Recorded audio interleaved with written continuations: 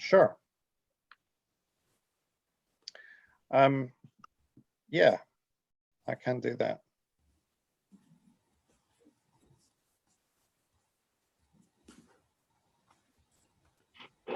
So, sorry, well, thanks for the invitation to address your socialist salon or your in vitro bloggers collective or whatever you are.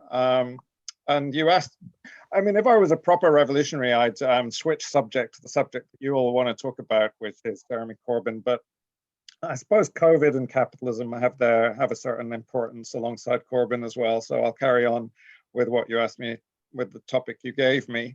Back in April, I wrote a piece on this with Tithi, who's with us, and more recently, I wrote a review of Andres Malm's book as well, and I draw on these a little bit in the following, but I'm not going to just regurgitate them. I haven't had time to put together a kind of integrated talk, so I'm just going to throw out a series of ideas in the hope to get some discussion going. So to start with, let's look at, I just want to touch on pathogenesis, the origins of this disease and its relationship to capitalism. And, you know, it's been quite impressive, the degree to which the idea that capitalism is the cause of COVID, or a major causal factor anyway, has been taken on far beyond the ranks of Marxists, even though Marxists like Rob Wallace have been pushing it the most. And, you know, we're right to pin COVID on capitalism. Capitalism, this almighty clusterfuck, is on your account as well as everything else. And this is the rise of COVID and the increase in zoonotic epidemics are just another symptom of the metabolic rift, alienation of humanity from the natural world.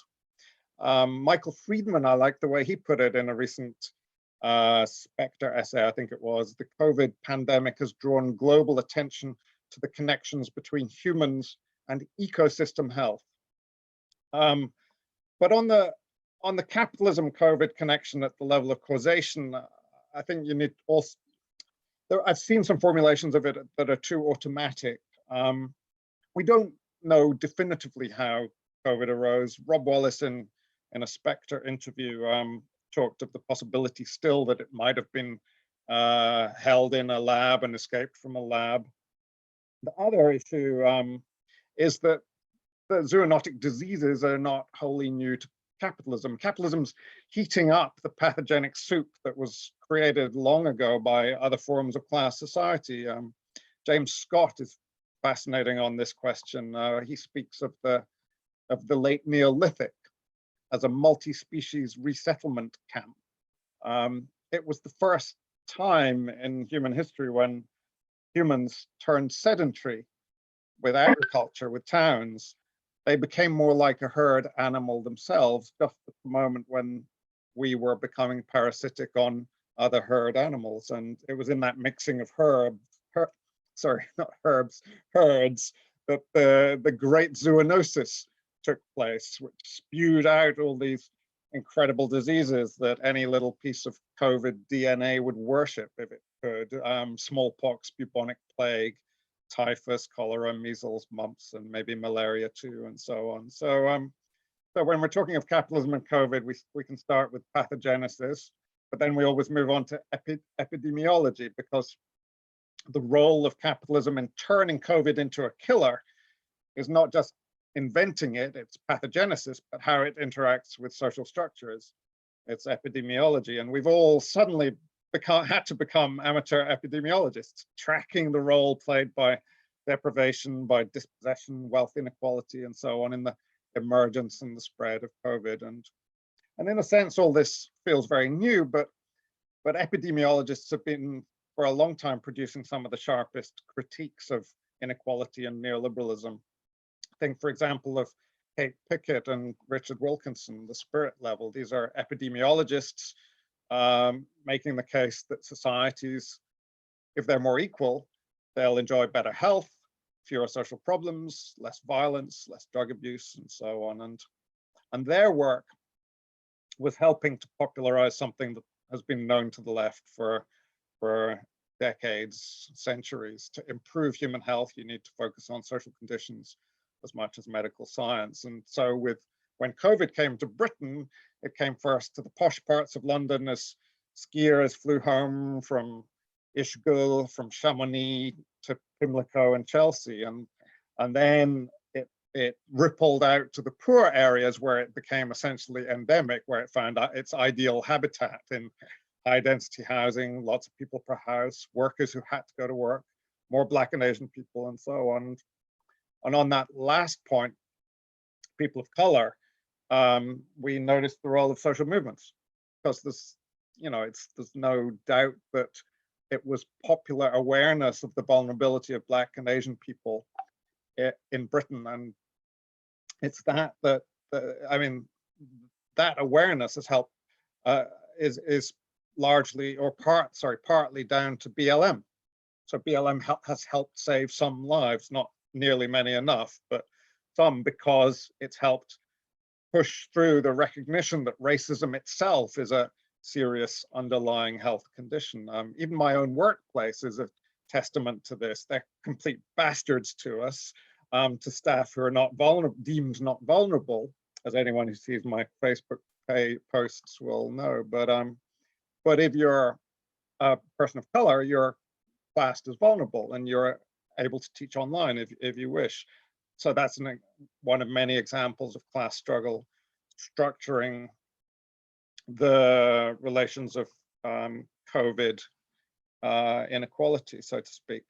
Although obviously the vastly more powerful direct tendency is in the other direction. COVID is in the process of polarizing society, creating greater inequality, making society's immune system even weaker for when the next pandemic comes around. So that's all I wanted to say on COVID itself. Moving on to the economy and then a little bit on politics. I was reading a piece, an old piece by Michael Roberts the other day from 10 years ago. He was predicting that an economic upswing is due, a Kondratiev spring, in his words, beginning in about 2014, and then from 2030 it'll be a Kondratiev summer with worldwide class struggle reaching a peak and lasting all the way through to the middle of the 21st century. But that's not looking very likely at the moment. Economic historians are going to look back and see a long crisis from 2008 onward, with an inflection point round about now. In most measures of globalization, it came to an end in 2008. Trade wars began or kicked off. Growth hardly returned after the big crisis back then. And then in 2019, the world economy was already beginning to tip into crisis, and COVID has tipped it off the edge of the cliff. And along with this crisis, a lot of old preconceptions are getting brushed aside. Austerity is suddenly no longer the pole star for the governments of the world to follow. If neoliberalism survives, it could be in an even more aggressively privatizing form, but also in a more statist form as well. In Britain, the Tories are splashing the cash. They're benefiting from this, and this is one of the things making it harder for Labour. Labour can't simply demand more spending very easily as a political gambit, because the Tories aren't behaving as an austerity government in the same way as before.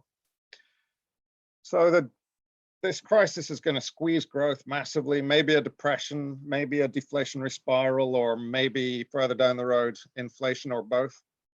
I mean, the sheer suddenness of the crisis kicking in is beginning to be felt just around Muswell Hill, even in this leafy suburb. A phenomenal number of shops are boarded up already, and unemployment, especially among young people, is soaring. The suddenness of the impoverishment that we're in the process of seeing is staggering, and so is the potential, of course, for rapid politicization and rapid swings, fairly obviously. When we recall back to March, what we recall is a such a violent lurch of all the coordinates of our social life, and a shaking up of the future as well. And in its suddenness and in its universal consequences, and in the sense of risk and the reality of death, there's something comparable to a war moment back in March. But this, of course, is a health emergency. So the side of the state that's coming to the fore is not the side for war, it's the side for welfare. And the state in its role as protector of society, because in certain respects, of course, it is. In Britain, this is particularly striking because the health service is a progressively one institution, a national institution. It's even in the name. So the gravity of reformism, you could feel it back then in the support for the response of the state to COVID. And that poses problems for socialists in formulating a clear message. It felt like a war, but in a war, you just organize protests around a simple stop. But the fundamental way of dealing with COVID is for everyone to be civic-minded and caring. And at one level, the government wants us to be so too. At that very basic level, one finds oneself aligned with the government. So that obviously makes developing socialist programs on this harder. And from that framework of everyone, a general sense of support back in the spring for the government. Gareth, can you let someone into the room? Sorry. Miriam is in the waiting room. Sorry to interrupt. That's fine.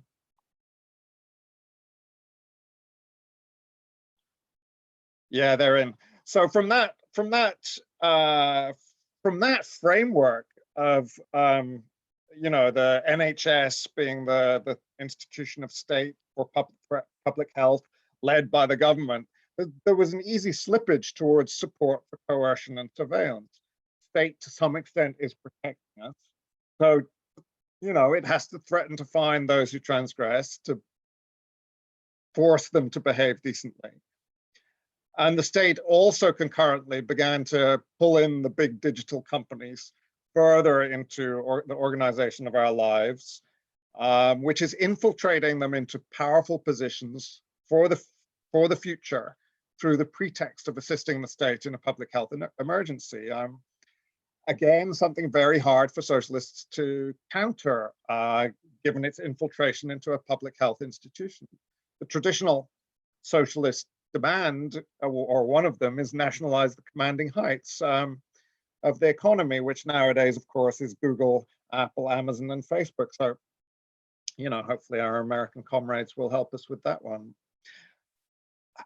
In putting the case in this way, I'm not saying that repression and surveillance don't work.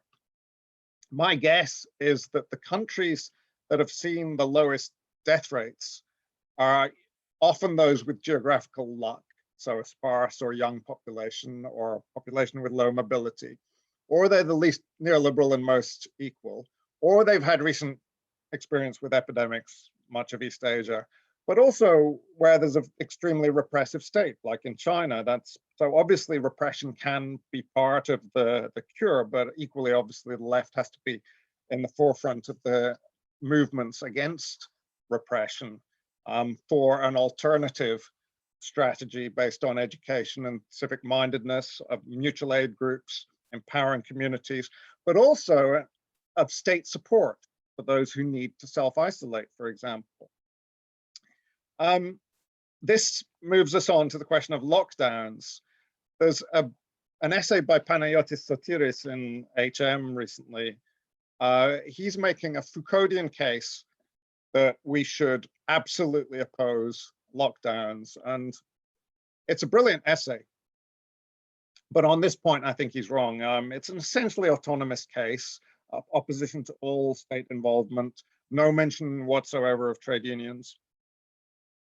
And I think instead the left needs to move on several tracks at the same time, on the question of lockdowns, with Panayotis and the autonomists obviously on building mutual aid groups, sort of lockdown from below if need be, with them in opposing authoritarian lockdowns. But also thirdly, building campaigns and above all through the unions, demanding that the state provide support for people isolating during a lockdown. This is entirely missed in the autonomous case and Panagiotis's case. The state has access to the scale of resources to distribute money on the kind of scale required to really confront this disease. So lockdowns come with a massive cost, exacerbating unemployment, social polarization. They shouldn't be anyone's headline demand. I'm definitely not arguing the case that any sort of one-size-fits-all case for lockdowns applicable across the world. And there's also a bit of confusion, I think, or a bit of stretching over what a lockdown means. What I'm using the term to mean is a framework in which you can meet anyone outdoors if you're social distancing, but only your own bubble indoors when the disease has reached the stage where that sort of drastic action has to be taken. And in Britain, that's where we are at the moment, with hospitalization soaring. The question of lockdown at that level is a right-left issue. And again, that's missed in Panagiotis's piece. The anti-lockdown movement is the Brexit Party and the Tory right, and the left shouldn't be joining them. Although, of course, we should be proposing that any lockdown to be effective and has to be just, socially just, and has to be state funded and with job guarantees and so on.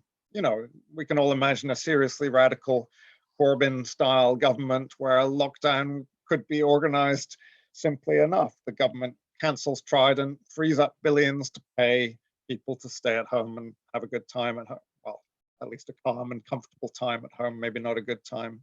People take it in turns to do the essential work, but that's not where we are right now.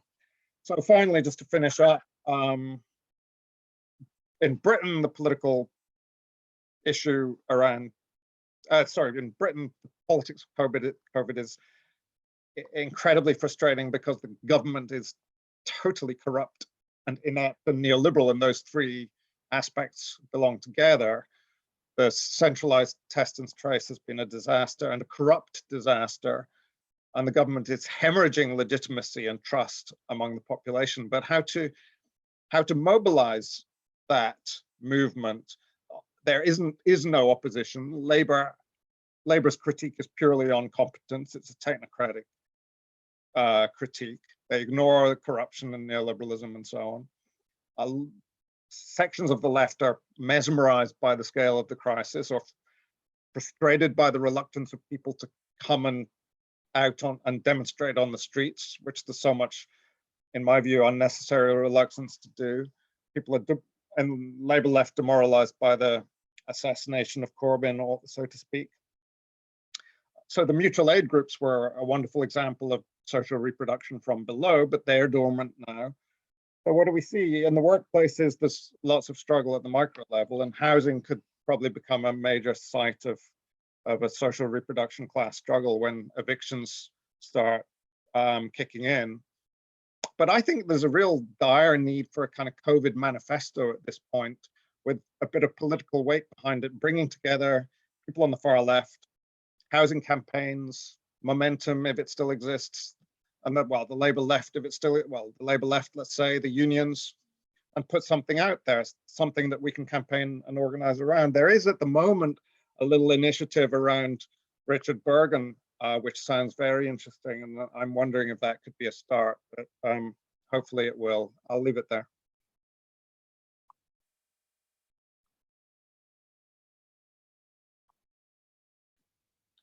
Thank you, Gareth. Gareth, have you, sorry, just before we start the question and answer, I was just checking if you've got anything from Pat. No, or if he's in the waiting room. Oh, anyone in the waiting room? I'm sorry, let's have a look. No one's in the waiting room, no. Okay, that's fine. So I think I'll chair because Pat can't make it or can't log in. But yeah, thank you so much, Gareth. That was really great. So yeah, if anybody wants to jump in and kind of talk about about what Gareth said, but also if anyone else has ideas and thoughts, welcome to speak.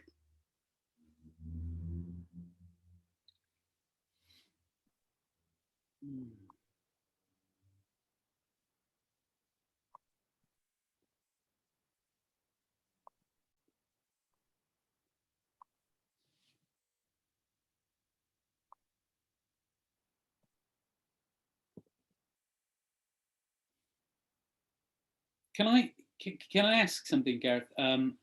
What is your you were talking about the Richard Bergen initiative, which I think, as I understand it, is an initiative for developing a zero COVID strategy. Is that I think that an idea to. I'm not going to be able to answer this in very much detail, but that's what I've heard. Yeah. Yeah. No. My question isn't for any more detail on that. Don't worry. What I was going to ask is to what extent, as far as you're aware, do you think it's possible to, because I think like a zero COVID strategy is a strategy that aims to eliminate the spread of the virus entirely, right? I think. And given what do you think the likelihood of that is, given what we've heard the other day about the ability to re-contract the virus and the rapid loss of antibodies? It seems that like even at the scale of providing what's it called? What's the injection? What's it called? The vaccine. Even we'd be talking about potentially having to have repeated vaccinations, and then there's also the risk of mutations. I was reading something, I think today or yesterday, about how there's the dominant strain of COVID in Britain today is a relatively recent mutation that has been traced to an outbreak in Spain, and now they're doing research into whether or not this new strain is potentially more virulent or not. There's no indication that it is yet, but just that these kind of uncertainties at the moment about recontraction, repeat immunization, and mutation, they seem to suggest that potentially the only actual long-term way of dealing with it is to use a combination of means to try and totally eliminate the virus, and it seems like an enormous task. And I was just wondering if you knew, if you had any insight into any of that. Not especially. I mean, obviously it's an enormous task. Yeah. Some countries are able to go pretty much zero COVID for a significant length of time, and once you get down to a minimal level, then you can, if you have an effective find, test, trace, and isolate and support those who are isolating mechanism, which any competent and left-wing government should be able to do, even this side of the socialist revolution, should be perfectly possible. You can pretty much eliminate it. Obviously, it depends on the size and mobility of your population. And for New Zealand, it's easier than for the United States. But in principle, to decrease the virulence of the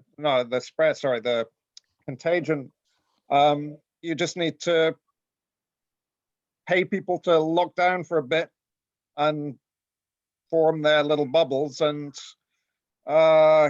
get essential work done with social distancing rules in place. And in principle that it should be possible to go pretty much zero COVID. But I'm not very knowledgeable on that, so perhaps I'm wrong. But certainly, I think the slogan "Zero COVID" is quite useful for the left to pick up at this time, because there is such a mood out there that's completely completely sick of this disease and wants to relate to a demand to actually get rid of it, and the left can develop a program, you know, pretty straightforward points to do so. I think one of the things that you mentioned, which is about mutual aid, and yeah, I wonder why, because obviously when it first started, when it first began, I thought it was really encouraging and really important, but then for some reason it was completely yeah, kind of died out after a bit. And I wonder like why the left didn't like kind of push for things like that, and why you know, why didn't we have like a case for social responsibility and taking on responsibility to look after each other? That never happened since the first kind of since when it first happened. So yeah, I was just kind of thinking about that recently. But instead of asking governments to like put forward more lockdowns and things like that, why didn't the left put forward arguments about you know, looking after each other? But that was just a thought. Sorry, Tithi, did you say something? No, I was just getting on the stack. I didn't know if you had stack, sorry. No, Pat couldn't get on. No, getting on stack meaning to It was back up. sorry. Is the British left, don't the British left use stack, like the word? Stack. Or does it just, oh, okay, so this is Here we just go like this. passing on the speakers list or whatever it is. So I wanted to speak. Yeah, Oh yeah, ahead. go ahead. Okay. All right. Okay. Happy Halloween, everyone, because that is the only holiday that right now deserves to be celebrated under ghoulish times. Yes, thank you, Alice. That's exactly what we need. I'm very disappointed that it's not a hammer and sickle. Your pumpkin just has a face. So I wanted to go back to the question about the state and actually try to answer, Jace, your question. So I know, Gareth, you talked about, you know, the COVID has sort of hijacked, in a way, the left's agenda, because the cuddly part of the state has come to the fore and has had to come to the fore, you know, notwithstanding all the repression that the states have had to do as well. But in general, that the tendency, I'm not entirely sure how far we can take that argument, probably in Britain and in Europe, but, you know, in the United States, we're in the middle of a pandemic and presidential candidates are trying to shore up votes by saying they're not for universal health care.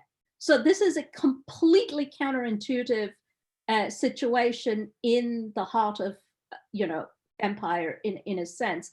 And so I'm not entirely sure if, in the case of the United States anyway, and India, the two countries I know best, the state has practically done nothing, you know, in order to deal with COVID. I mean, you can do, you know, sorry, you can count that off as a Trumpian thing, but Modi has done exactly the same thing. There was a very harsh lockdown at the beginning But then you saw, the kind of severe repression on migrant workers as they tried to walk home across the subcontinent to reach their homes and so on, because everything had shut down.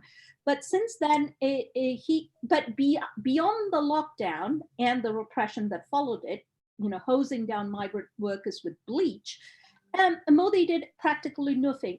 All of the things that your government did, which is sort of subsidize wages,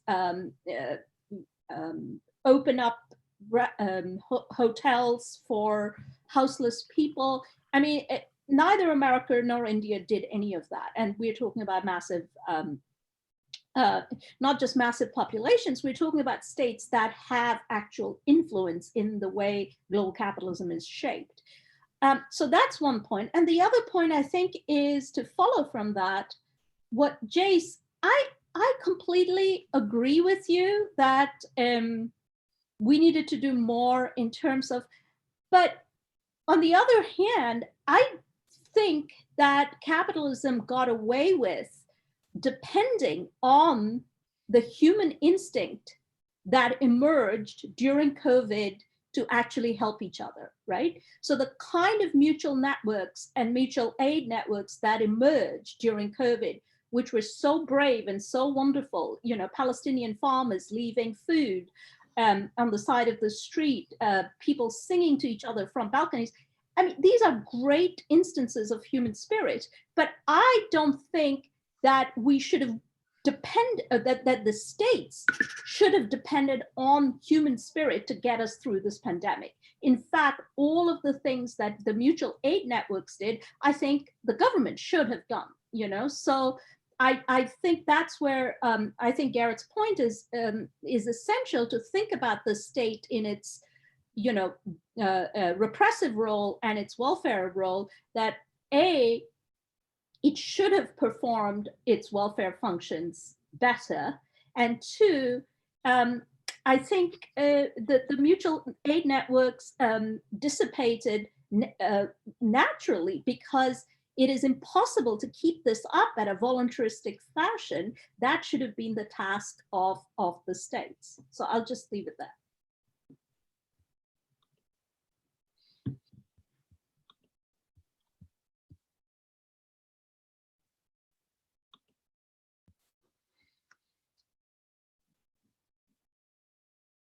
Anyone else? Joe? Thanks, Gareth. I don't know if comrades saw the riots, I suppose is the word, in Naples. I think Friday or Saturday.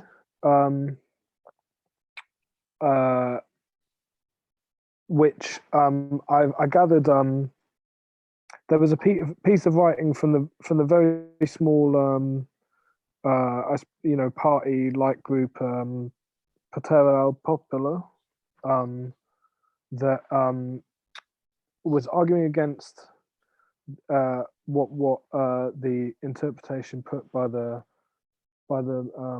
mainstream media there, that it was organized by the mafia. It involved fascists and so on. In fact, these leftists argued it was. I believe they did use the word lumpenproletariat, small business owners, people going between those two things, and against, I think, might be a municipal or regional lockdown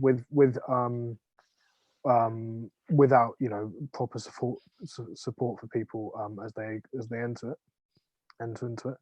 And I was just wondering, Gareth or other comrades, whether you thought we might start seeing things like that in the UK, because I mean, notwithstanding that there's obviously been no set piece strikes since March. If there were, I missed them. Maybe there were lots of smaller scale things that weren't properly recorded or analysed. Of course, there was BLM. there was also the kind of like conspiracist anti-lockdown stuff, but there's been no spontaneous actions, protests against the government in Britain yet. And I was just wondering if you thought that was kind of on the cards. Not so much, but, and possibly in some relation to Corbynism and the defeat of Corbynism, of course, what happened today, and whether, popular energies that might have somehow found expression in the Labour Party last year, of course, won't be able to express themselves in that way now, and might appear in other ways. Johnny, I remember we briefly spoke about the anti-poll tax riots, and just whether there was just things were aligning such that something of that type, of a kind of popular movement outside of the left's established the established left organizations, including unions. And then, I'm not talking about next week, but as this lockdown continues, it looks like into the spring. More so, yeah, but thanks, Kim.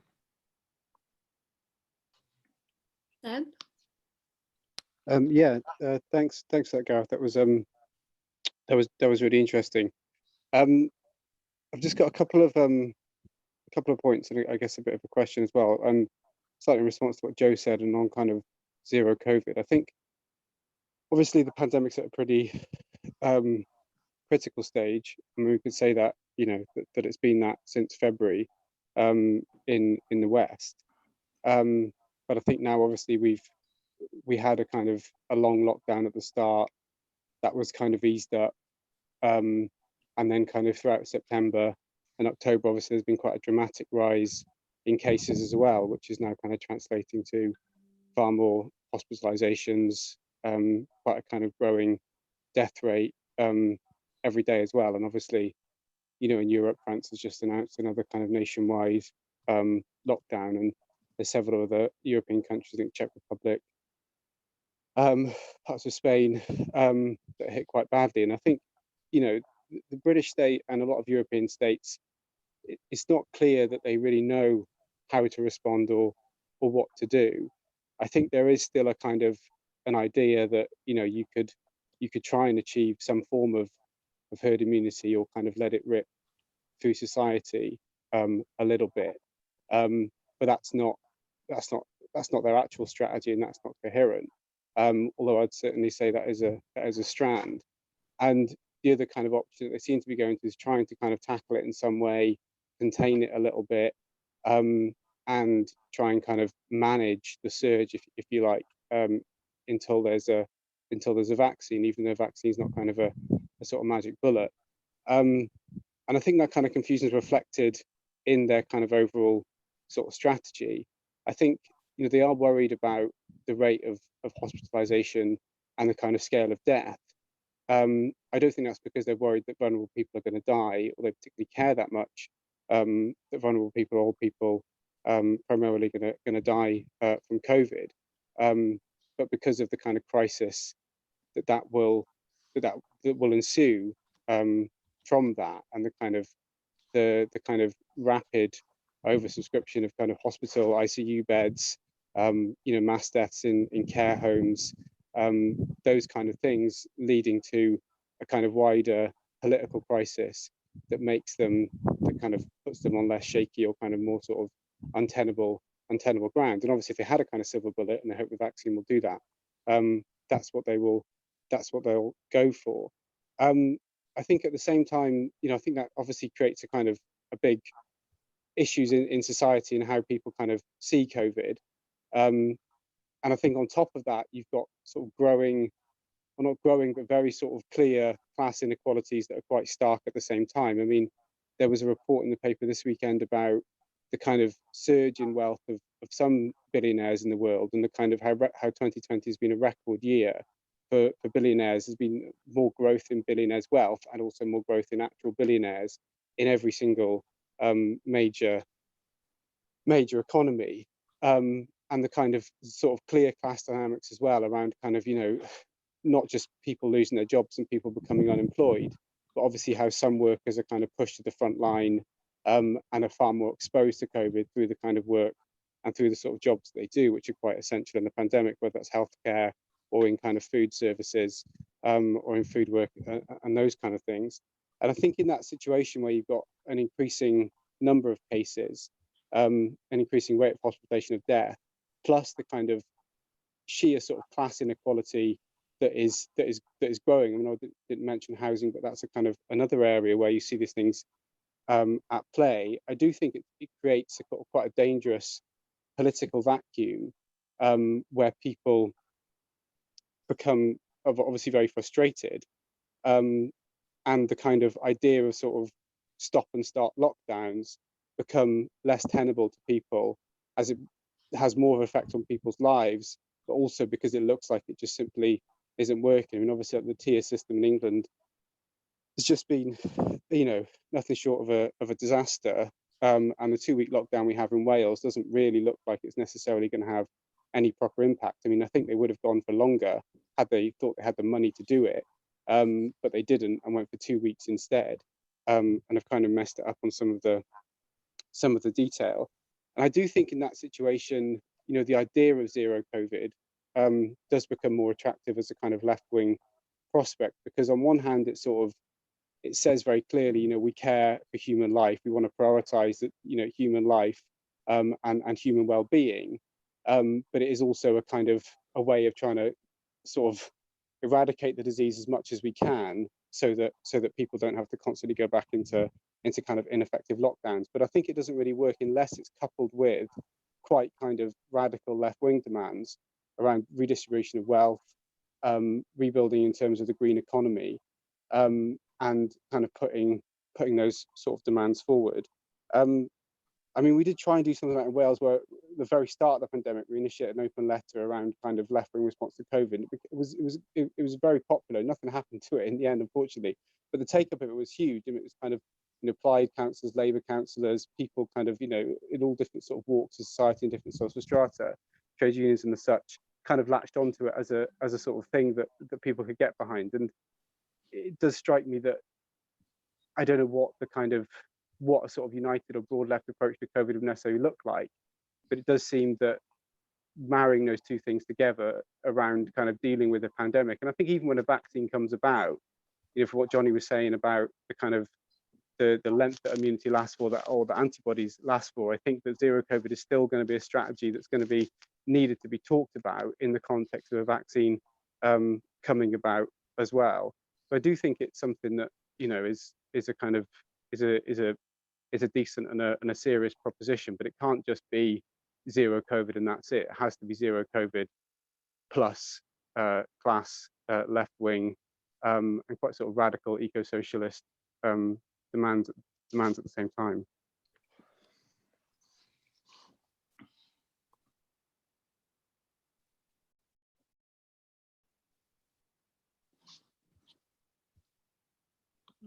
Anyone else? Thanks, Seb.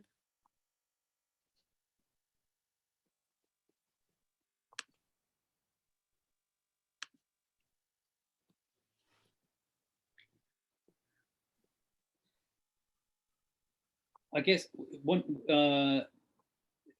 thing that I was just thinking then when Seb was talking about that, I remember when you were drafting that letter back in March, whenever it was, and we were sort of talking about what are the realistic demands that you could put in there.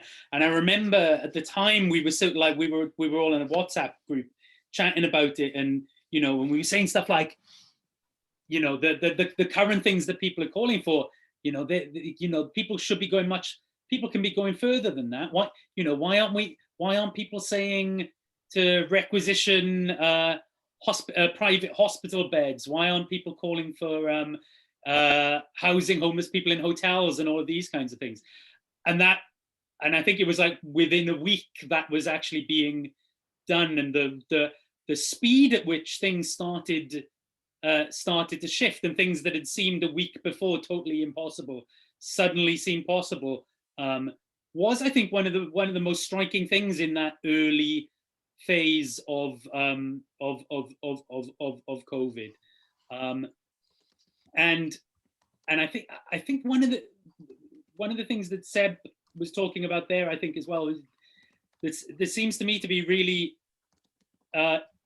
really important, is like this idea of trying to find some other fix other than doing what's necessary. The capacity of the ruling class for magical thinking at the moment is just absolutely astonishing. I think it was it on the same day or the day before, the day after, the day before or the day after, we found out that that the permafrost is starting to, the Arctic permafrost is starting to melt, and the possibility of absolutely catastrophic runaway climate change.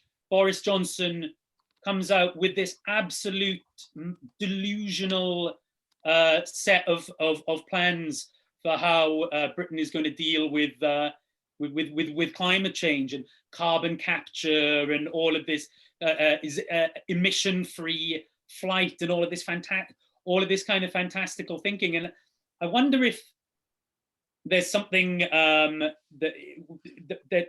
there's something about the fact that COVID isn't going to go away in the blink of an eye. There isn't going to be a really quick solution.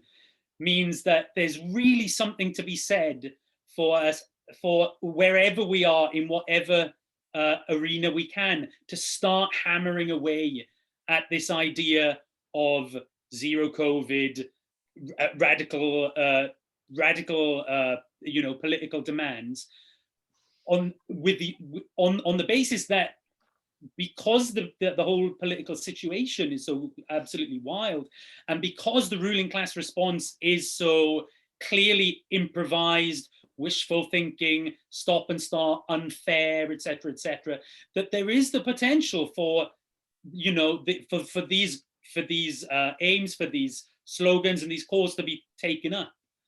But I do think, though, that does put an onus on something that Gareth mentioned, and I do think it's really something that we have to get our heads around somehow, which is this reticence to call protests and this reticence to get out on the streets. And I think that actually people need to start, really trying to find ways of asserting the fact that we can and should be calling for mass socially distanced outdoor demonstrations. And you do at least have the precedent of the BLM protests earlier in the year, which were huge, which were militant, and even here in Britain, really big, really militant, and social distancing, broadly speaking, was observed really well on them. And I just do think that we need to start to find a way of doing that. And of course, one of the huge problems we have is precisely that is such a huge section of the left, and significant sections of the left that otherwise would have been focused on doing this kind of thing, are utterly wrapped up in internal Labour Party stuff. And of course, now you have this new extra complication. I don't know if anyone heard, but Jeremy Corbyn got suspended from the Labour Party earlier today. And I'm sure we'll get a chance to, maybe we can talk about that a bit later.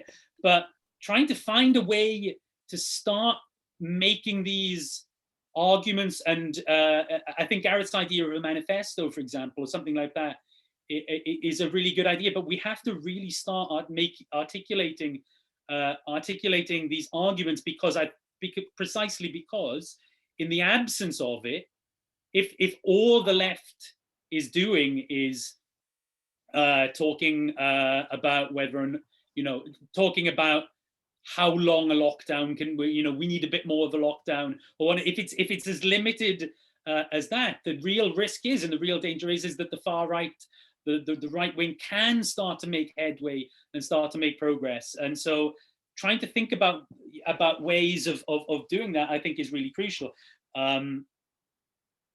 And I don't have any easy answers for how you do that, but certainly this Bergen related initiative might be a starting point.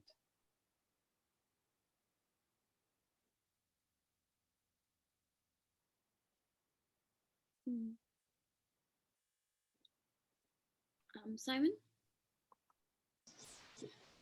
Yeah, good, nice introduction, Gareth, and some good points.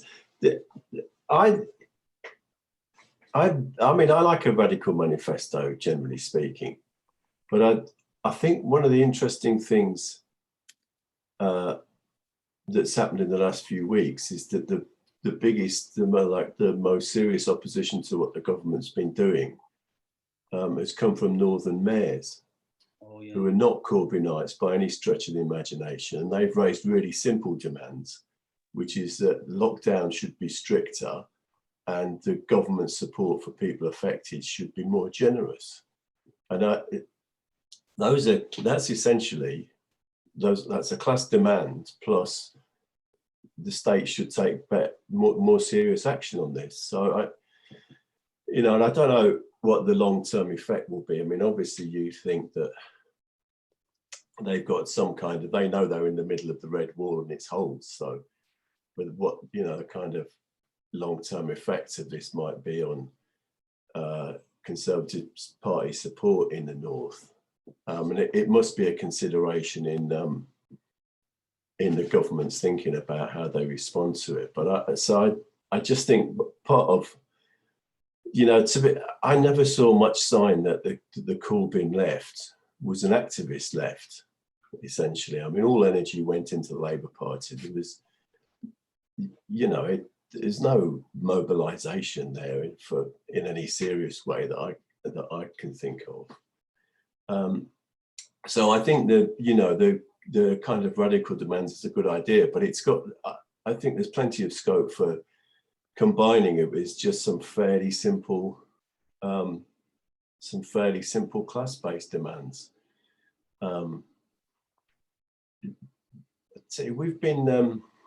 We've got a project, and I think also we've got one of the little projects we've got running at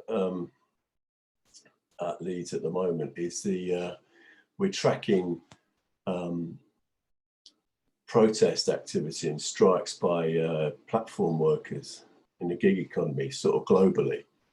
And there's just a massive spike from spring this year in strikes over health and safety issues. And it's, like hundreds of them. So it's provision of PPE, all that kind of stuff,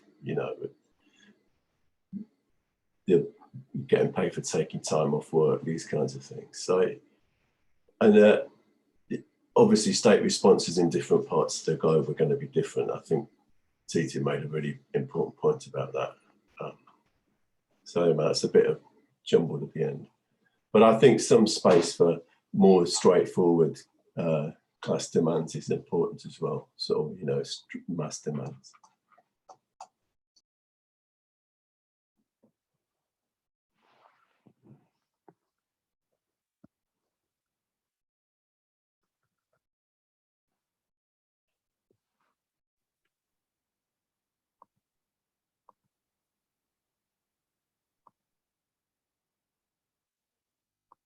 That's knocked it on the head.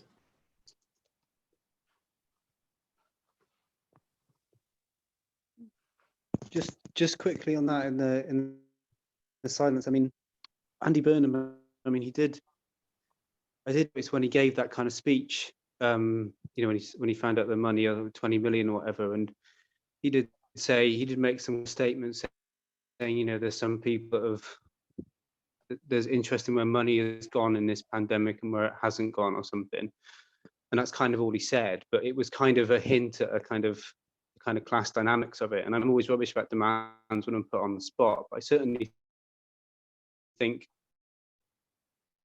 when you talk about their money, the money goes to Trident, or you just talk very simply about taking ordered in offshore bank accounts on Swiss bank. Sorry, or taking money back from companies like Deloitte and Serco, and just saying, we want that money back. We want to put it into people's livelihoods. We want to put it into actually fighting COVID. I think that has very strong resonance. I guess the issue is that we don't really have necessarily the vehicle with which to put those demands, and that's kind of the problem. I think they would go down well, but it's how do you put them, and what kind of platform do you have to put them, I guess.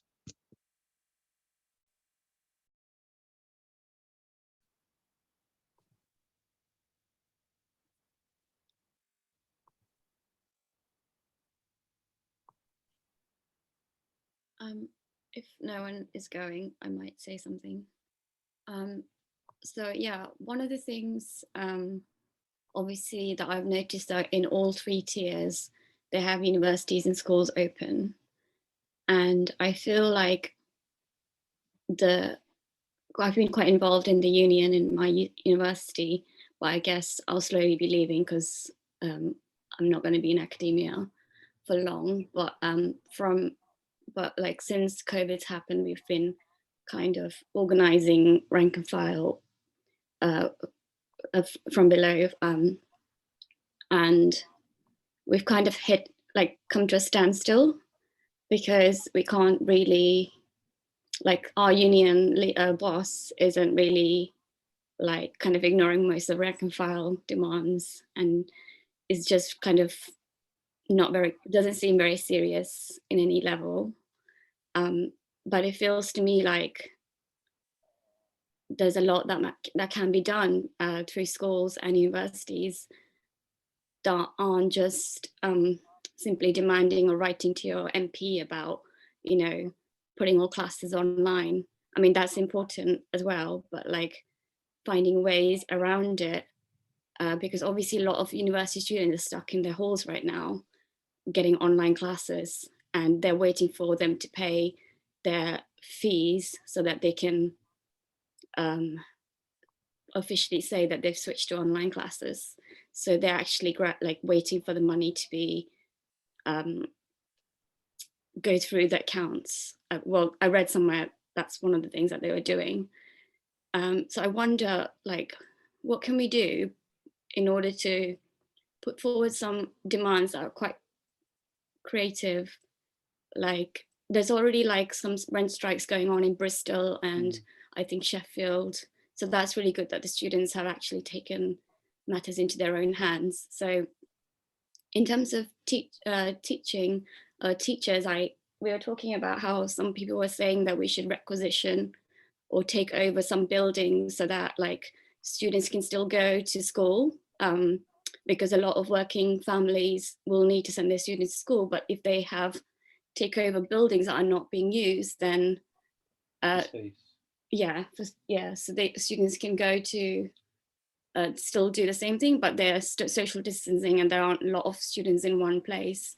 So there are like interesting things out there, but I feel really like that, we need to put those demands out there that we've been talking about, the class-based demands, but also racial, demands to do with race as well, because people who are Black and brown are disproportionately being affected by COVID.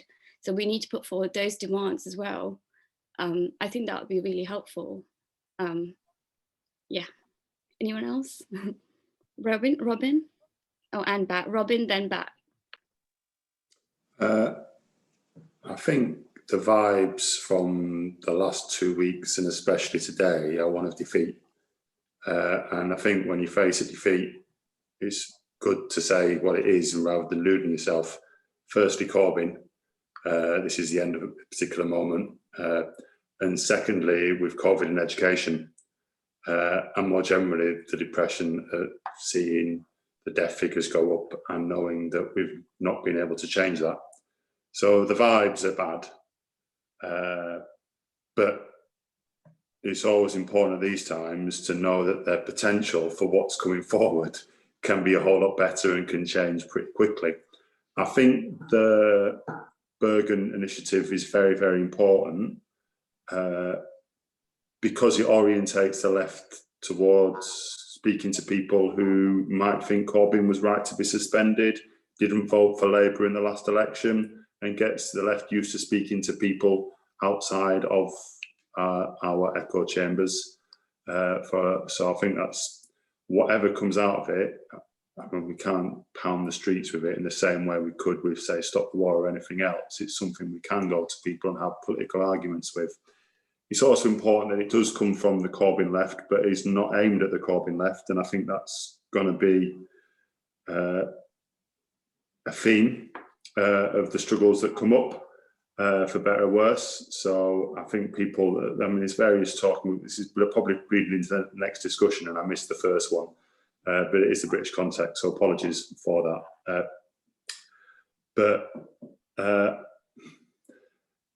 Yeah, I'll leave it there. Pat?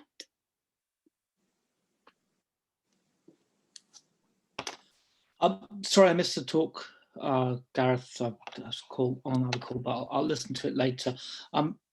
Just a couple of things, like in my kind of immediate circle and experience. I think there's the level of people getting fed up on a whole range of issues is quite high. I think the Andy Burnham, his kind of like rant on this when he found out about the 22 million really struck a chord. Lots of people saying, oh, a Labour politician actually opposing the government, what a breath of fresh air. Whether he delivers on that or I don't know, but he caught a mood. He caught a mood at that point. I think the school dinners thing has been interesting, the way that has really kind of, you know, spark lit a wildfire there. And I remember someone on Twitter saying that like the Tories are do this sort of thing all the time, and then like every now and then one issue just catches on and people get really pissed off with it. And they act all hurt and confused when that happens, you know. But all of this, I think, is, and also around the tier 2 stuff in London. I mean, people I know who were very kind of prim and rules following about the first lockdown are kind of cynical about this one. There's, you know, people going along with the rules, you know, they're not crazy conspiracists, but a certain reservoir of goodwill that the government had like 6 months ago is dry now. People are fucked off. The Dominic Cummings things, all of this stuff has built up. So I think that's going to create a certain mood in the class going forwards. In terms of how what we can do, I'm a bit of a loss. I think that in the short term, there's going to be a series of reactive things we can do, like, you know, government says X and we say that's bullshit for reason Y, or they do this thing and we say it needs to go further, or that's the wrong target, or whatever.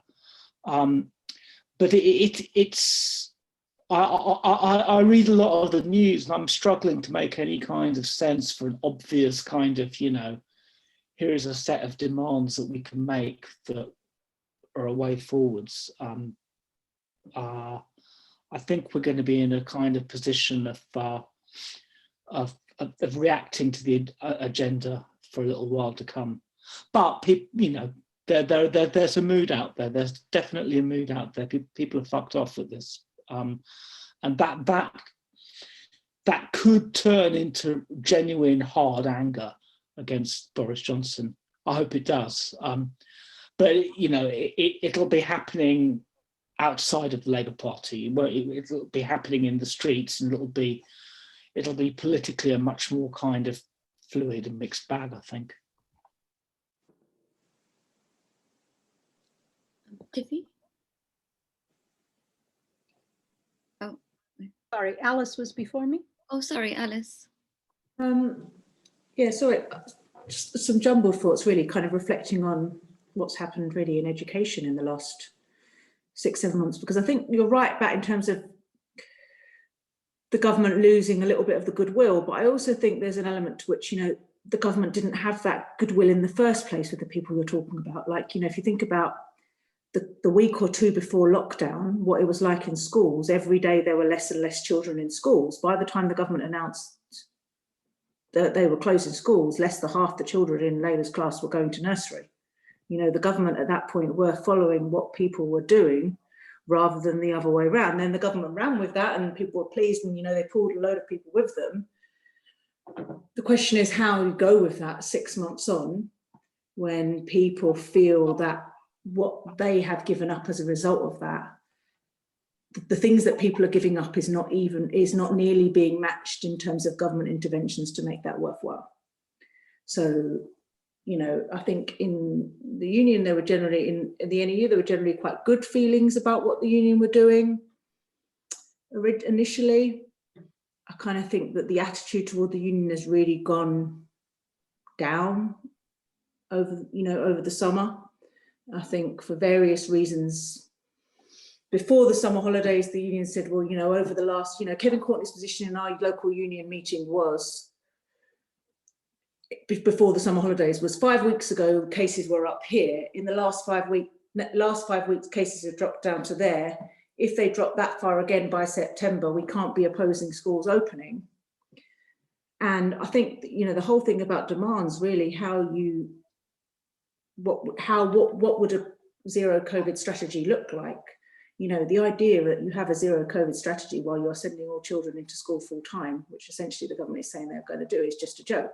You know, if you've seen the thing that's come out from, I think it's Oldham Council, is it? There's something that's come out from the local thing which says, you know, publicity that says, schools are safe, your households aren't, don't send your kids on play dates, but send your kids to, there's you know, that I've seen on the unofficial, there's some really, you know, there are some very, you know, and you think those are the kind of things that come out that mean that people don't have any confidence. You know, why am I not going to see my grandma?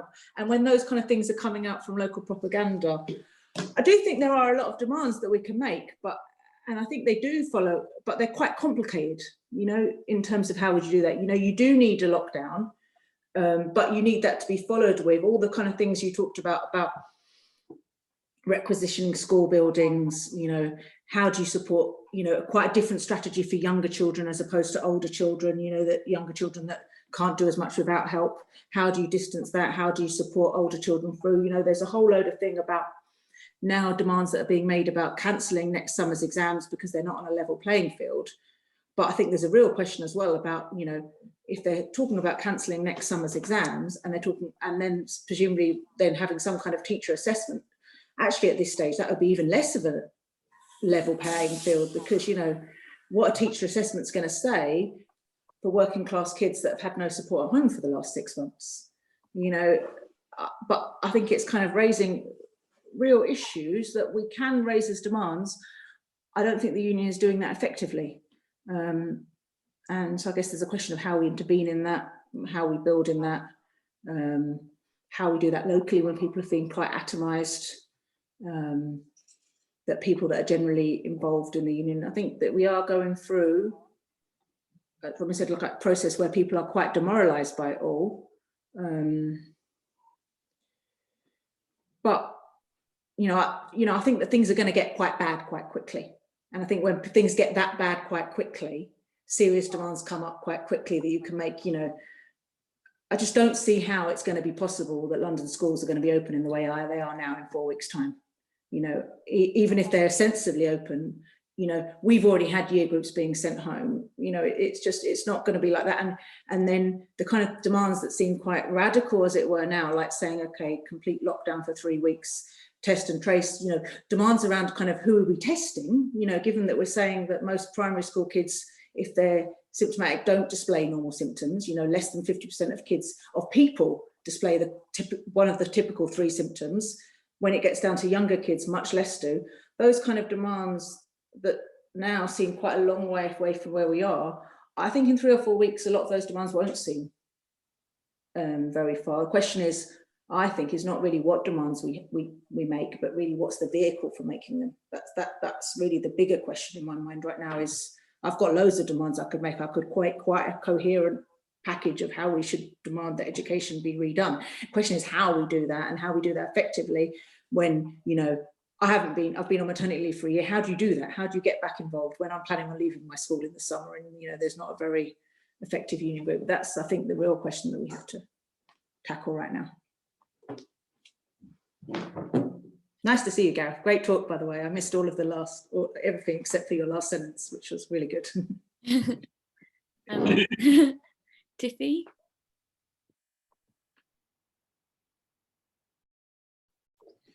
Yeah, thanks. I mean, just to respond quickly to Alice, I mean, part of this is also exhaustion, like genuine, real exhaustion at the situation. You know, I was much more vigilant about social distancing in spring. And right now I just feel, fuck it. I'm just going to have people over for dinner and have wine with them. I mean, I'm just exhausted. It's been 9 months.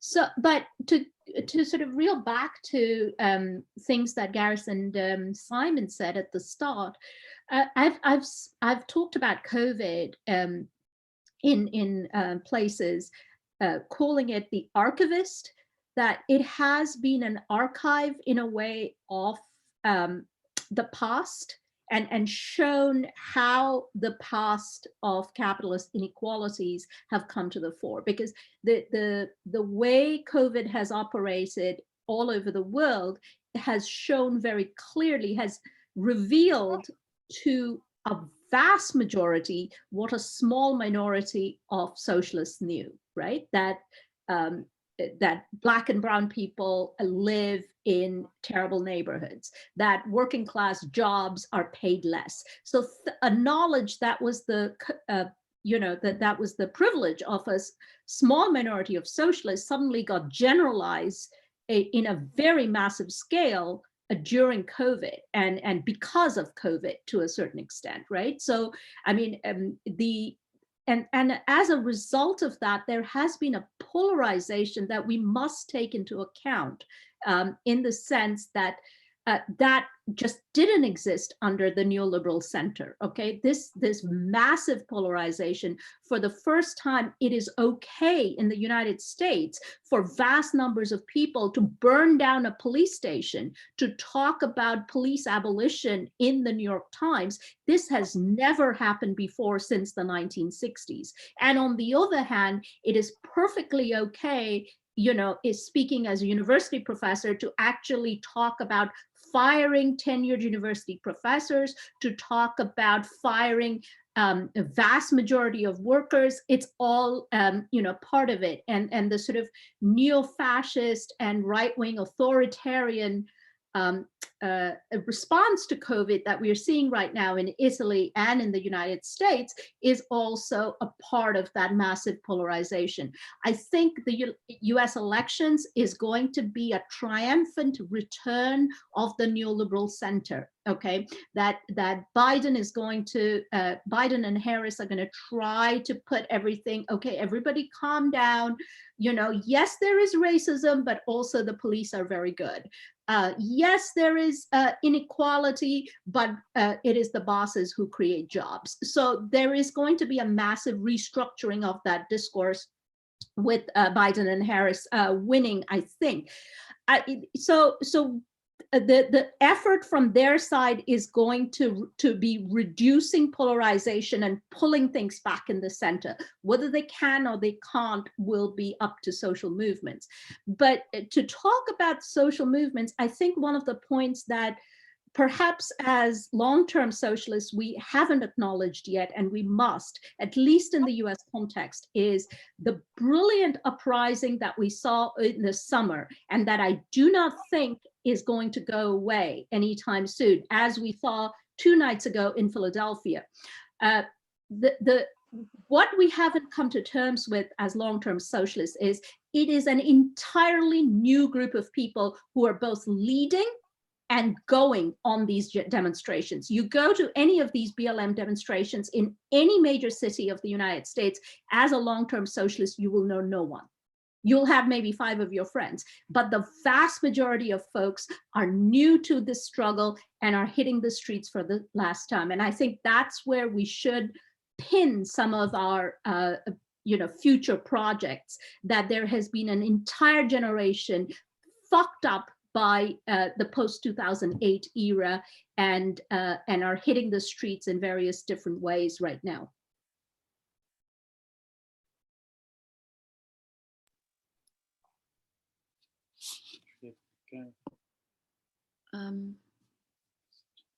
Oh yeah, so thank you, Tiffy. Does Gareth, do you want to respond? Or because I think maybe we want to spend half an hour on the Labour stuff as well. So on the Labour stuff, but yeah, feel free to respond, Gareth. I don't have anything really to say. I was hoping that some of the formulations in my talk on the question of how we put the arguments on lockdown would get some more responses, but but the fact that that feels like an unanswered question to me is no bad thing. We'll see how the Richard Bergen initiative goes, and yeah, hopefully we can get involved with something at last. I'm just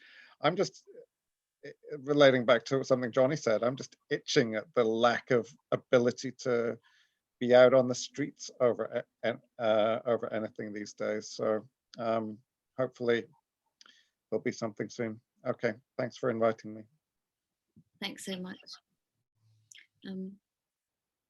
Oh, sorry. So Labour Party. I don't want to talk about this because I'm just too depressed, but feel free to jump in and say stuff. Yeah, it was just suggested. It was just suggested on the WhatsApp earlier on that we might want to spend at least a little bit of time talking about what's happened today. And so, yeah, I mean, people should just feel free to say whatever they want. But I mean, just the picture, as far as I can see it, the latest is that that the bye-bye Tiffy, see you later. Which is that Corbyn has been suspended, and the response of the Labour left thus far is pretty much what you would expect of the Labour left. There's obviously, if you look at social media, as I have done a lot today, it's clear there's absolute, rage, and rightly so, from huge numbers of people. Anecdotally, large numbers of people are resigning from the Labour Party, and yet the response from Labour left MPs, from trade union leaders, is absolutely pathetic. I mean, and I say this as someone who certainly did not for a millisecond think anyone would be turning around and saying now is the time to leave the Labour Party. But literally the response has been stay calm, don't do anything rash. We need to stay united, and continuing appeals to party unity. We need party unity. We can't win. We can't defeat the Tories without party unity. We need to go forward together. Blah blah blah blah blah. And so that's the current situation. Yeah, just sort of see if people had anything that they wanted to say, they wanted to talk about with regards to it.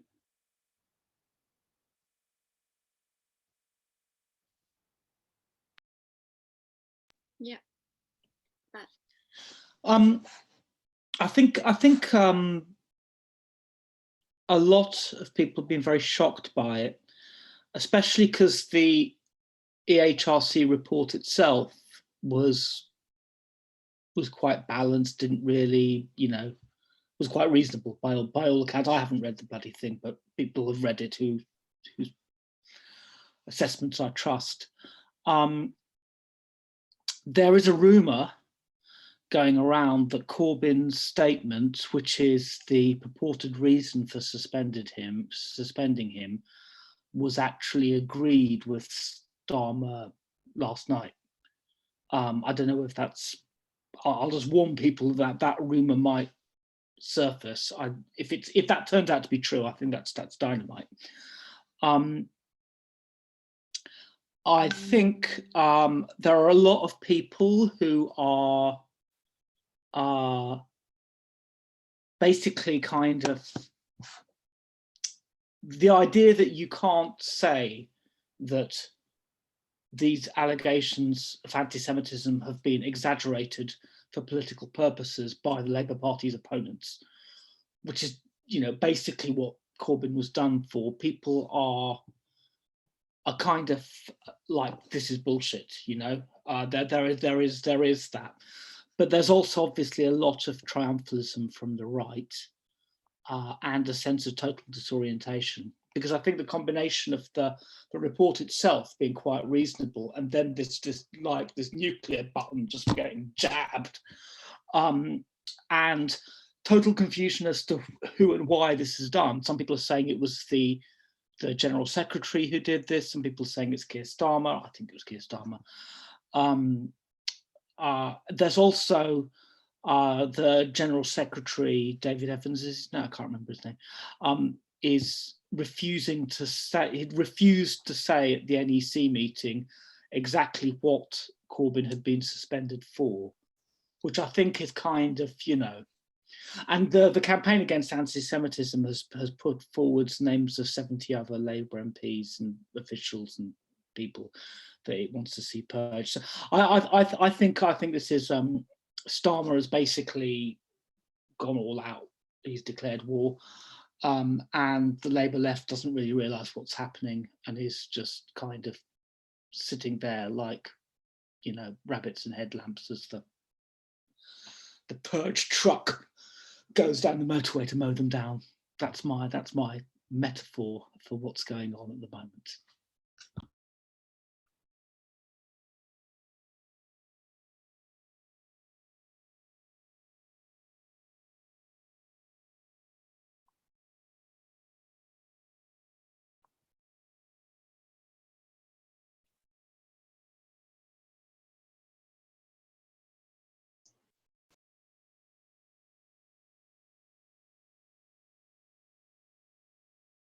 Anyone else?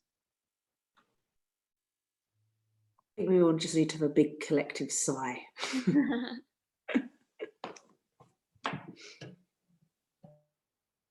It's interesting though, like someone was telling me that like a lot of the Labour left they're just kind of, I guess, reacting to like what's going on, haven't even really like mentioned like Palestine or anything like that at all. And yeah, I feel a bit bad for, I guess, the Labour left who've actually put a lot of, I mean, we all have, but or some of us have, but yeah, they just kind of seem really, really shocked and upset by it. Yeah. Yeah, it's fucking infuriating, isn't it? I mean, to have these fucking scumbags who have been enacting all sorts of racist shit for most of their lifetime turn around and tell us we're the anti-racists. I mean, that is one of the most infuriating things in the world. And it is also just depressing to see someone who, for all that he was trapped within the confines of a political project like Labourism for 5 years, is a good, decent, principled socialist, be absolutely destroyed by the weight of the British establishment.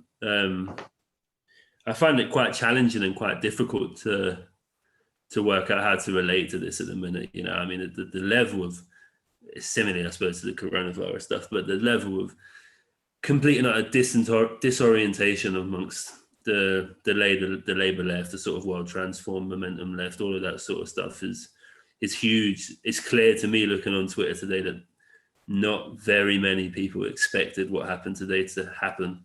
No one expected anyone to go for Corbyn, and that no one really has any contingency plans, the response, as Johnny alluded to, of the Labour left, particularly John McDonnell, is craven, it's cowardly. There's no real attempt to stand up to this stuff, and it just feels like they're going to go for people. In particular, I can imagine them going for people like Richard Berg and people like Zara Sultana. I reckon a whole string of people like that. Particularly the brownie you are, they'll go for you. But there's a whole string of people like that I can imagine them going for now. But there just seems to be such a lack of strategy and such impotence among our part of the left as well. We're in no position to relate to that, which is one of the big challenges. We did nothing in those 5 years that could seriously relate to that radicalization and what came of it. It's just a really depressing process. Any way of relating to it now, I think, has to come through either the purchase of the sort of theoretical work we do, as that Frightful Hobgoblins and the stuff we put out and the conversations that we have, or in the broader stuff that we're talking about in terms of what can we do as activists in relation to the broader crisis. Sorry, that's quite bleak. Thank you. Annie? One second, I'm trying to put her in her high chair.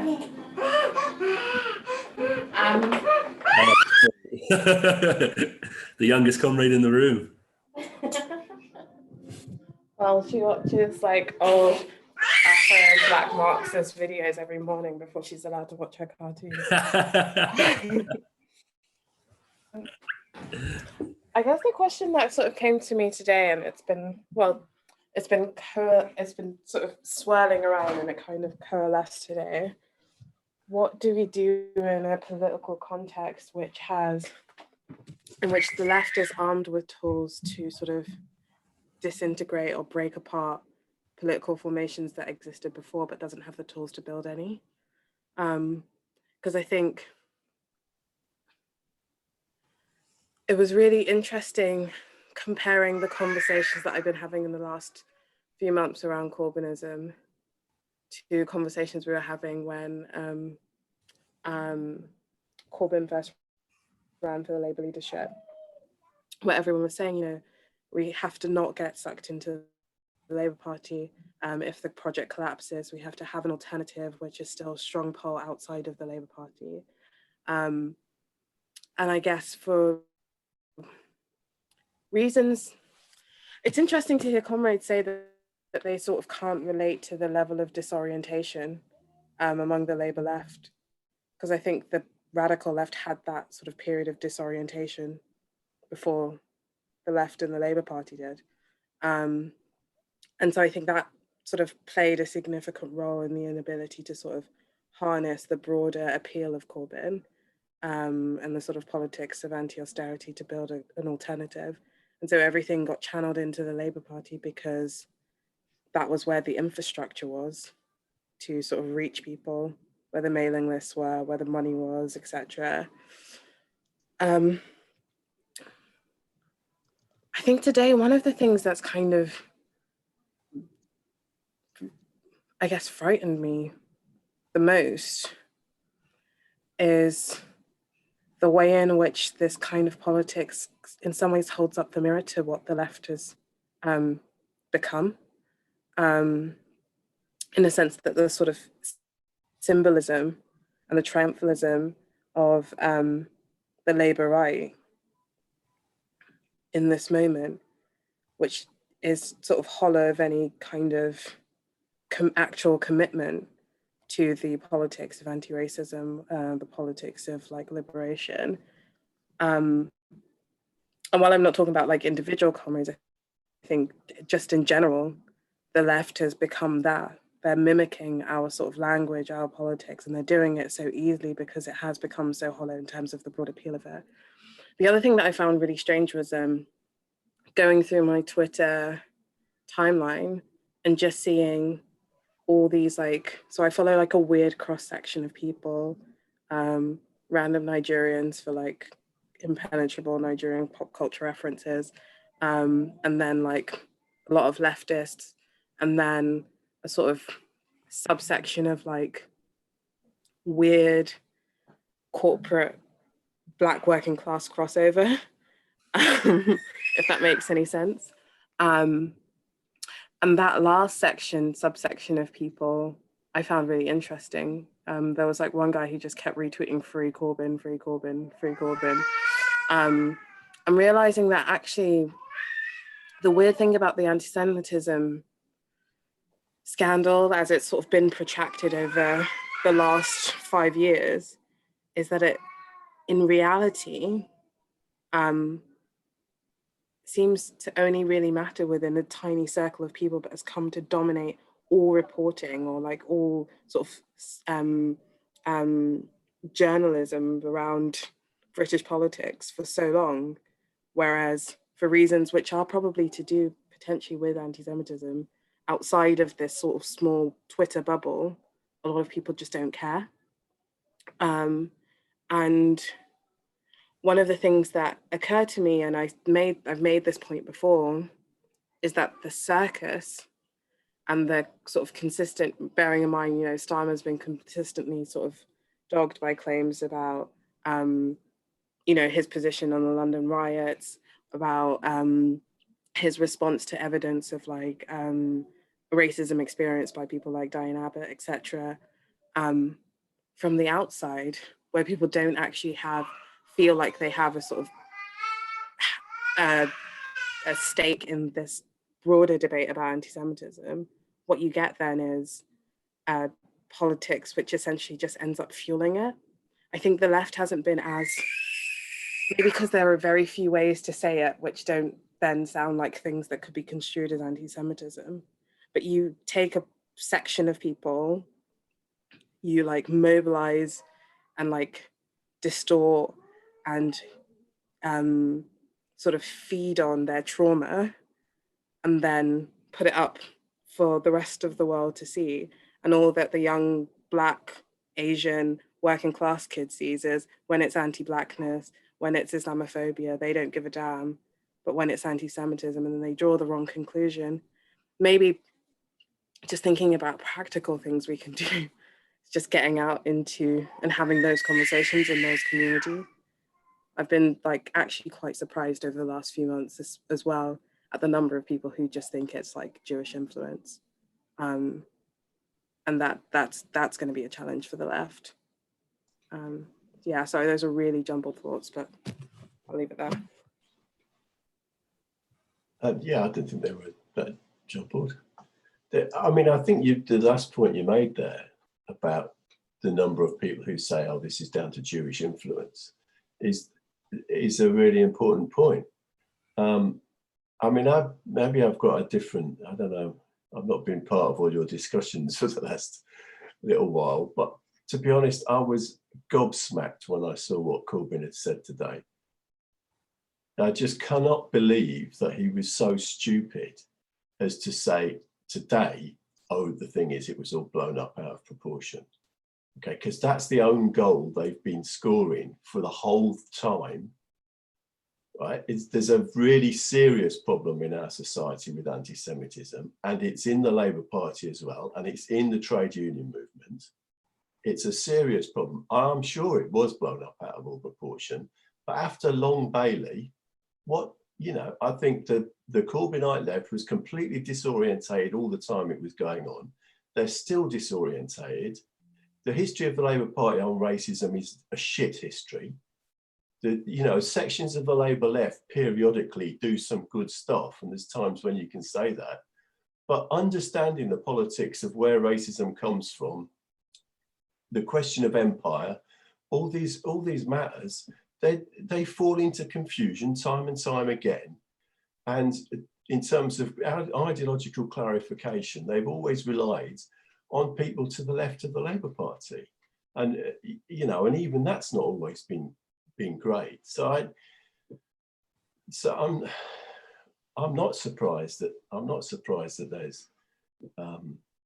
there's confusion and disorientation, because they've been confused and disorientated throughout. And there's plenty of voices on the Jewish left who've argued this, who've said, if Corbyn, who argued 2-3 years ago, if Corbyn doesn't get his act together on how the Labour Party is dealing with these allegations, then they're just it's gonna be a disaster, and that's what happened. You know, when I first became involved in Palestinian solidarity politics in the early 1980s, it almost never heard anti-Semitic criticism of Israel. Now it's really common. It's really common. You know, there's an argument that I completely agree with the argument that criticizing Israel isn't inherently anti-Semitic, but there is a lot of anti-Semitic criticism. Anti-Semitism is something that when I was first involved in politics, you hardly ever came across it, and you come across it a lot now. And the failure to understand how to deal with that at the same time as dealing with exaggerated allegations, it's depressing where it's ended up, but the level of the disorientation doesn't surprise me. I'll leave now. Oh no, don't leave, because Robin. Am I in? Quickly. Look, I hear you, Simon, but I think you've got to stick the wrong way around. And I'll go through why I hear you and why I think you've got to stick the wrong way around. Firstly, why I hear you. I've taught young adults since 2007, and I have seen the mainstreaming of anti-Semitic tropes enter society, not the left. And I think the correct way to say is the left has a problem with anti-Semitism, not there is a problem with anti-Semitism in the left. And the problem is this: we lost the Iraq War, and the explanation for the Iraq War went a whole number of different ways with young people, the various different websites that people in Illuminati, and part of it's funny and voyeurism on kids, but it drips into the everyday language of how people understand the world. Second was the outer fringe of Occupy, which did have an anti-Semitic fringe where people were talking about bringing mainstreaming, well, not mainstreaming, but bringing forth very old anti-Semitic tropes about Goldman central banks and all the stuff that Engels debunked years and years ago. And I think that the initial mistake of the Corbyn left was not to recognise that and see the ongoing anti-Semitism crisis in the Labour Party as an extension of a row at a family bar mitzvah, where you had the opposers of apartheid South Africa and Israel going against their family members. And it was an intra-left thing rather than something that had come from without in the last 15 years, where you'd seen the re-emergence of these ideas. Case in point, the Zeitgeist videos that came out around about the time of Occupy, their reach is huge. And I just speak to family members, some of them whom I live with, and people are sprouting some of the basic tenets of these ideas, and it is a problem for the left, because it's very easy for a movement to come along with someone who's a skilled agitator, maybe George Galloway, for instance, who can bring these disparate brands of COVID cynicism, anti-Semitism together into something that's very, very dangerous for the left. Now, where I think you've got the wrong end of the stick is that what Starmer is doing in no way stops that. And I think, do you know what I'm saying? In no way threatens that, and in fact, confirms the worst elements. So yeah, that's also no part of my argument. I know it's not your argument, but and I get your frustration, but I think the most important thing is this is an absolutely cynical move. There's nothing to address the things that you bring up, and maybe when we're all but hurt, that conversation tends to lead to conflict. But this is a really, really cynical move, and whatever the rights or wrongs or tactical this or that of Corbyn's position, it makes the fight against anti-Semitism worse. Thanks, Robin. Seb? Yeah, thanks. Just really quickly. Obviously got a hard topic to take on and discuss discuss. I think obviously there is anti-Semitism within the left. I don't think that's anything that anybody can deny. I do think it's important to say that there's actually all forms of racism within the left as well. And I don't think that anti-Semitism in the left is any bigger than, for example, Islamophobia in parts of the left, or other forms of racism either. And I think that goes for the trade union movement as well. I think part of the problem has been is that there hasn't been a strong enough sort of radical left or revolutionary left within the sort of, especially kind of, you know, the left that came out of the financial crash and the left that came up through Corbynism, sort of carry arguments through and to try and win people away from sort of engaging in anti-Semitic conspiracy theories and other forms of kind of racist tropes. I think the thing about the anti-Semitism crisis in Labour, when you look at it in the balance and the kind of overall way it's gone, I think it's done great damage to the fight against racism and done great damage to the fight against anti-Semitism. I think kind of, you know, the hounding of people, say for example, Mark Wadsworth, was a disgraceful thing to have happened. And I do think it generates, it's a quite a deliberate division between different communities who experience racism or the subject of racism, in order to kind of break down barriers of kind of solidarity. Obviously, you see that as well. You know, that happens a lot in arguments around Israel, trying to drive a wedge between Palestinian activists and Jewish activists over the question of, you know, a one nation state in Palestine. I mean, I disagree that Corbyn was wrong to say what he did today. I think he was right to say what he said today. I think, but it's true. I do think that the scale of anti-Semitism has been deliberately blown out of proportion.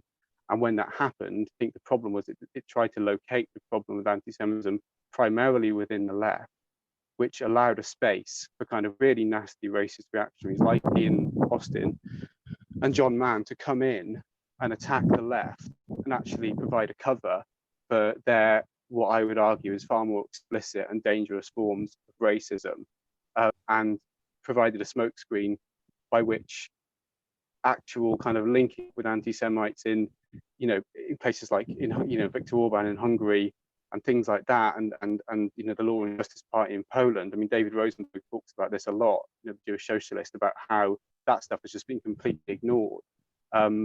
In its place has become the idea that the left and Corbyn at its head is the sort of main focus for anti-Semitism. And I think that's a very dangerous road to go down, both in terms of what it means to the left, but also what it means in terms of the fight for anti-Semitism. A key part of fighting against that is actually denying the central claim the left has a kind of specific problem with anti-Semitism that other parts of societies don't. I think that Corbyn's right to do that.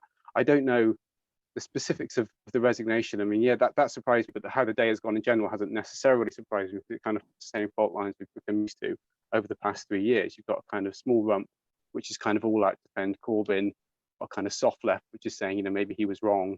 And then you've got the kind of right who are sort of more dominant and calling the shots and have much more representation in the media. I think that, I mean, this isn't necessarily important, but I think, you know, he started his conference, he started his reaction speech by saying, you know, anyone who denies anti-Semitism problem has no place in the Labour Party.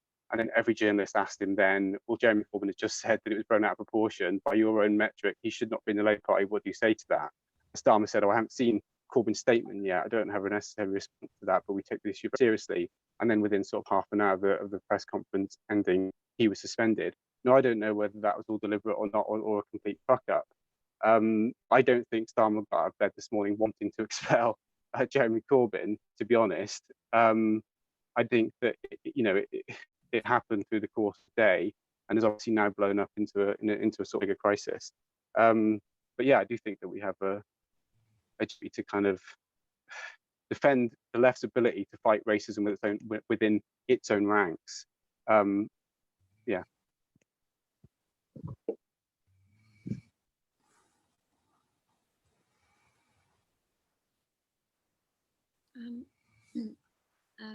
Bat and Simon. Just a couple of points in a response to Simon.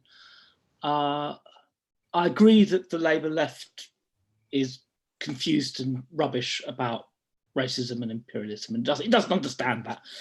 If it understood that, they wouldn't be in the bloody Labour Party. However, even if they weren't confused about that, even if they'd played everything tactically correctly, they'd have still got smashed, because this is never really about correct understanding of anti-Semitism. I think, you talked about what Palestine solidarity work was like, decades ago. The first time I came across Palestine solidarity work was a teenager in the early at university in the late 80s, early 90s, and I saw that anybody who raised an issue of support for the Intifada was smashed, carved out of politics. Just, you could not mention this subject. What has happened in the past 20 years is a sea change in popular attitudes towards the Palestinian cause. And the anti-war movement played a huge role there. It might not have stopped the war, but it did discredit the war and discredit British imperialism in people's eyes. And you've seen a steady rise in support for Palestinians and a steady drop in support for Israel. And the ruling class has watched this and it is terrified by it. It has been looking for some way of getting Britain to go back for popular discourse in Britain to be like what it is in France and Germany, which is any kind of criticism of Israel is instantly placed under suspicion of being anti-Semitic. And that's what this farrago has been about. It's not been about actual anti-Semitism at all, I don't think. The whole thing blew up when the Labour Party, very unwisely in my view, but said, okay, we'll adopt all of the IHRA definition apart from the bit about Israel. And that's when it all exploded. So this is always really about Israel, always really about British imperialism, and always really about the threat that Corbyn posed, or the opposition that Corbyn represented to British imperialism. And that's why I think this has been a long time coming. I don't think the Labour left could have boxed clever out of this. And Corbyn's statement, you know what? Yeah, it was tactically stupid saying that today. You're right about that. But it was also absolutely correct. If you read that statement, there's absolutely not a single sentence of it that you wouldn't say, well, that's a perfectly reasonable and true thing to say. And people liked Corbyn because he wasn't tactically correct. He would just basically say what the fuck he thought, That was a big part of his appeal. And so, yeah, I don't think that that there's any way that the Labour left could have stopped this from coming. And I think it's come to a head today. I think it's going to be a kind of crunch point for a lot of people in Labour at the moment. But I do think we need to, the thing that we've slipped back on, or the thing that you mentioned about the rise of conspiracy-minded thinking, roughly from 2008 onwards, that coincides with the decline of the anti-war movement. And I remember seeing, the 9/11 conspiracy theory truther types were just not given the fucking time of day in the early 2000s and mid 2000s. It was only after the general kind of collapse of that anti-war movement that this stuff started to get purchase. And yes, it does need to be fought. It does need to be fought. But the way you fight it is by boldly putting forward an actual understanding of imperialism as it actually is. And if we don't do that, people will go for the anti-Semitic explanations. There are only two explanations for why Israel does what it does. There are only two. One of them is about imperialism and one of them is about the Jews. Can I quickly just jump in on that point? I think maybe one of the mistakes in the initial stages of the anti-Semitism scandal was in failing to draw the line or draw the dots, connect the dots, sorry, between it being mobilized as a factional tool and just how far the right was willing to go, the right of the party was willing to go with this. And so at the time, the initial reaction seemed to be a sort of like defensive, sort of in the trenches, deny, deny, deny. And so I think at that point, we lost a lot of credibility. I think there were arguments being made at the time around trying to both develop and articulate a vision or a sort of alternative understanding of anti-Semitism. But I think at some point, especially the sort of left of the Labour Party is going to have to reckon with having taken a position in which they both sold out Palestinians and also sold out Jewish comrades just by, you know, the sort of anti-Semitism and all other forms of racism. That cop-out, I think, has been sort of one of the nails in the coffin of the left on this issue. Thanks. Sai and then Jonas. Sorry, Simon and then Jonas.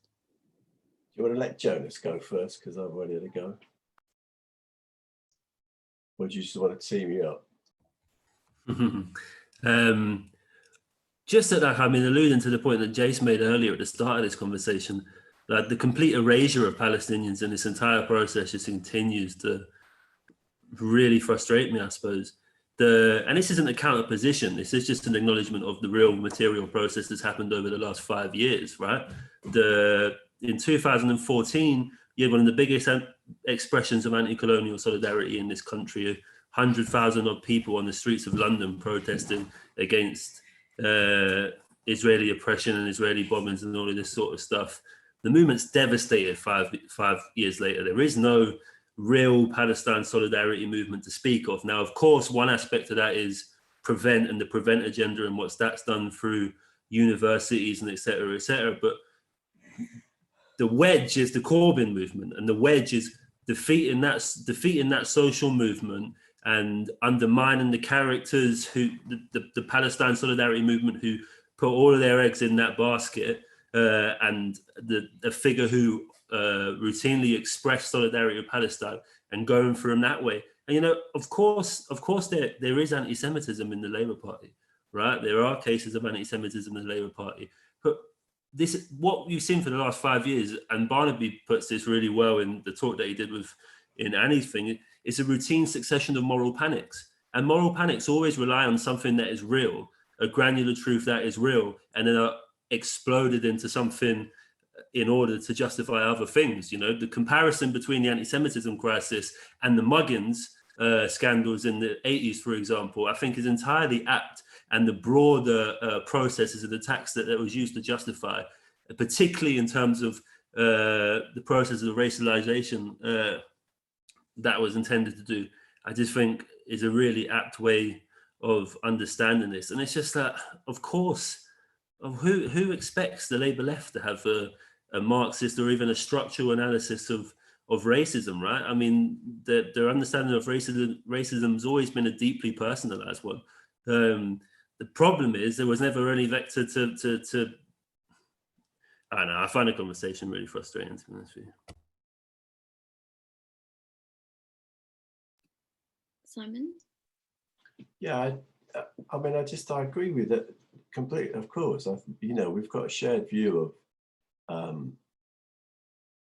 why this makes everything much worse. Completely agree with that. I think and I more or less agree with what Robin said about why anti-Semitism has spread again, the post-war stuff. To be honest, I think the other thing, because it was happening before that, and I think the other thing is just the increasingly sort of outrageous and blatant treatment of Palestinians by Israel is something else as well. There's no question, it's just gets more horrendous every year. It's so, yeah, I just, you know, I'm not sure what could have been done to stop it, but I think, I mean, yeah. So I don't even think it was about a defense of British imperialism. I think it was, they were looking for something to smash Corbyn with. They tried it over Ireland, but there's no real purchase on that. And then they found this. And I do think that if, you know, a different left with a better game could have dealt with it better. You can't fight racism if part of your armory is the argument that it's been exaggerated. You just can't. It's a non-starter. And that was a persistent theme in what the Corbynite left argued and how they took it up. And you can't defeat false allegations of racism by saying it's not as bad as people say it is. You just can't. And I think that was the fundamental problem. It's right. There's there is these two explanations for Israel. It's absolutely, it's completely right. And one of them requires quite a lot of politics, and the other one just requires listening to rumor. And yeah, so I don't know what they could do. I mean, so yeah, completely a disaster, really bad result. But I do think it's one of those times when the weakness of the politics of the Labour left has just led to another bloody disaster. Thank you. Annie and then Johnny, and then I think we'll wrap up if that's all right with everyone. Annie? Oh, sorry, I didn't hear that you were calling me. I was just going to say that I think part of the problem is also that I feel like people still haven't reckoned with. So when you say, Simon, that it wasn't about a defense of British imperialism, I think what people didn't realize is that the reason why Corbyn was such a threat was precisely his anti-imperialism and precisely his anti-war politics. Everyone got so wrapped up, and I make this point all the time, and I'm sure I've made it probably multiple times in this forum, but everyone gets wrapped up in the idea of Corbyn as the sort of anti-austerity figure, and no one really cares essentially about his anti-austerity politics. What it was about was the threat of having someone at the helm.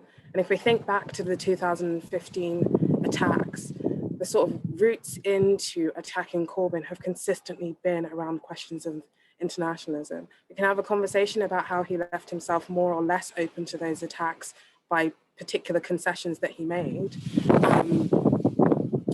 They've always centered on the international question, always centered on the role of British imperialism in the world. And this, I think, maybe was able to stick perversely because while we can have a conversation about the development of sort of anti-Semitic attitudes, I think more accurate description of it is the use of Jewish people as a stand-in for a sense of a lack of power. That's a sort of left articulation of anti-Semitism. Not necessarily left-wing actually, because it's also shared by sections of the alt-right.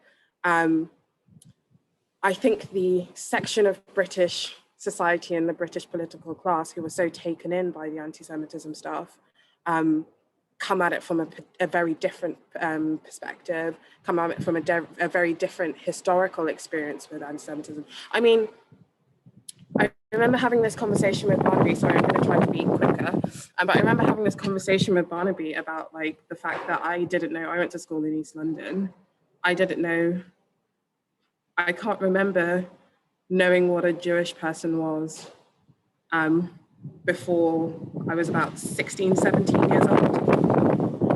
And when I had that conversation with Barnaby, this was after he got called, he was on a panel and he, like, someone heckled him with like anti-Semitic abuse. Obviously, those kinds of instances are never incorporated in the popular narrative. But he was saying, you know, there's the anti-Semitism that we're talking about, which comes from a position of powerlessness and an attempt to make sense of the world. I think that puts an onus on the left to articulate an analysis which is appealing to that section of people, and to show, sort of demystify. The whole purpose of race is to mystify certain sets of relations, such that the relation of imperialism can be studied, the sort of ethnicity can stand in for the relation of imperialism. But I think that a lot of the people who are driving this are coming from the perspective of having lived with and grown up with ruling class anti-Semitism, which is a very different thing, I think. So I think drawing that distinction is also really important in terms of how we understand the challenges before us and how to actually tackle anti-Semitism. I remember Stephen Marks, who was at Oxford at the time. We had a meeting where he got called anti-Semitic for responding to comments, which was basically like, why would you support the sort of backwards Islamic fundamentalist Palestinian over the sort of cultured IDF soldier? And he responded with an example about the Warsaw Ghetto. But he said, actually, in his experience, the section of society who've been doing the work, whilst there are anti-Semitic attitudes or beliefs within the Palestine movement, the Palestine Solidarity Movement, sorry, the section of society who've actually been doing the work at the grassroots to challenge anti-Semitism in Britain for the last 20 years has been the left, has been through Palestine Solidarity. Because when you're doing a stall and someone comes up to you and says, oh, it's all about the Jews, you have to respond to that and you have to challenge that, because that's not helpful. If it's all just about, you know, Jewish supremacy, then there's no route to liberation for Palestinians, which isn't a genocidal route, right? So that's the reason why the left has always had a stake, particularly around the question of Palestine, in challenging anti-Semitism. And I think the fact that that has been erased in all of this is perhaps one of the biggest travesties. There are loads of travesties. This is just such a depressing situation. Sorry, I'll leave it there. Yeah, just a couple of things. The first is that I think that actually, if we think about the timeline of the responses to anti-Semitism, one of the, you know, you had, first of all, you had the Chakrabarti report, which acknowledged the existence of anti-Semitism, laid down you know, serious guidelines for how to deal with it. And I think significantly, and I think that this is something that sometimes gets lost in some of these discussions, put an emphasis on the need for political education in order to address you know, the mobilization of low-level anti-Semitic tropes and whatnot. So there was a serious attempt made by Corbyn back then to try and address the situation, and it was totally and utterly frustrated, instrumentalized by the Labour right and by the apparatus of the Labour Party. And consistently through that, I think this thing about political education is quite an interesting thing, because it's one of those areas where, for example, we would completely agree that political education around these questions is crucial. And I mean, the first time I came across anti-Semitism articulated by an activist, I remember like having a long argument with them, and then someone else taking over to have that argument with them. But I think that was a serious, there was a serious desire to go about that, to try and go about that. And in fact, I saw David Rosenberg, who some of you might know, who is a Labour left member of the Jewish Historians Group, just talking about this yesterday, saying he was involved in putting together these programs to try and implement it, but the Labour right were absolutely determined to prevent that happening and to disrupt that. And so the scale of the cynicism of the Labour right doesn't surprise us, of course, but has to be borne in mind when we think about the ways in which the attempts to deal with it were frustrated. And then I think the second thing is this: I think it's important to put what Corbyn said in context. When, you know, his statement was, I think, completely correct in terms of the way that he presented it. And when he said that anti-Semitism was exaggerated, let's remember what was actually being said about anti-Semitism. The anti-Semitism is rife throughout the Labour Party. People thought that something like 30% of the Labour Party were guilty of anti-Semitism. You had outriders of the Tories in the Jewish press, like is it Stephen Pollard? Is that it? And saying that and others in the right-wing press saying that if Corbyn becomes leader, that Britain won't be a safe place for Jews to live in, and all of these kinds of things. The scale of what was being put up got to the point where it was clear that this real impact on making Jewish people in Britain more scared. Jewish people were frightened because of the scale of these exaggerations, and they were exaggerations. So that's the context, I think. And I think that whether or not it was the right thing to say today, then perhaps it was the wrong thing in terms of not putting himself in the firing line. I actually think it was the right thing for him to say. It was a right and principled thing for him for him to say, because it was in the context of an entire statement that was attacking anti-Semitism and talking about the need for fighting anti-Semitism in any way. And I think to have not said that would have been an abdication on his part. So that's what I think anyway.